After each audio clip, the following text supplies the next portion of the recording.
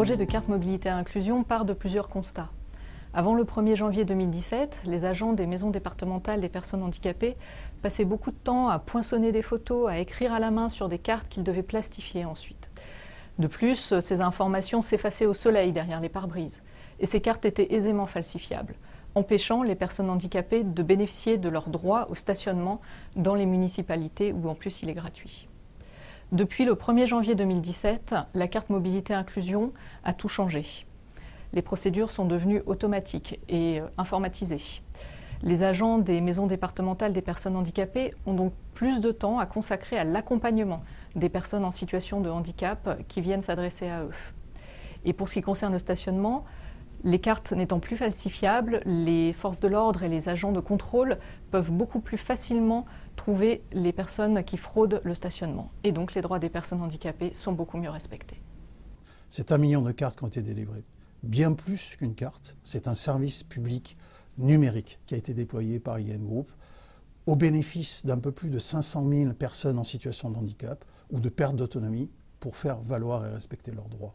C'est un processus de délivrance de titres qui a été totalement repensé et dématérialisé et qui a permis de connecter sans MDPH avec une plateforme numérique sécurisée, de renforcer la relation entre les usagers et les MDPH et de délivrer un titre infalsifiable. C'est aussi un centre d'appel dédié au quotidien pour assister les personnes dans l'obtention de leurs services et un club utilisateur pour permettre des améliorations continues de ce service. Il est innovant dans la complexité finalement de l'écosystème que nous adressons. Car vous avez plusieurs acteurs dans cet écosystème qui, depuis des années, œuvrent de manière décentralisée à la fourniture d'un service. Et là, vous venez remettre à plat, finalement, à travers une plateforme numérique, des méthodes, des façons de faire de chacun de ces acteurs, en transformant, finalement, ces processus physiques dans des processus dématérialisés et numériques. Et donc, il faut respecter à la fois une administration centrale dans ses attentes et un cahier des charges précis autour du titre, autour de la sécurité, autour des coûts, autour du planning, des acteurs locaux, les MDPH, qui avaient l'habitude de travailler sur des plateformes décentralisées. Tout d'un coup, vous les remettez exactement sur un même processus et ils se connectent sur une même plateforme. Le CNSA, et vous avez l'usager lui-même qui, à la fois, dans son quotidien, expérimente des services dématérialisés avec une ergonomie très facile. Et puis, certaines de ces personnes en situation de handicap, on doit aussi prendre en compte leurs caractéristiques en concevant cet écosystème. Quand vous avez terminé la refonte de l'ensemble de cette plateforme, il ne faut pas oublier toute la dimension informatique puisque vous devez vous connecter avec les 100 SI spécifiques des MDPH sur une seule plateforme.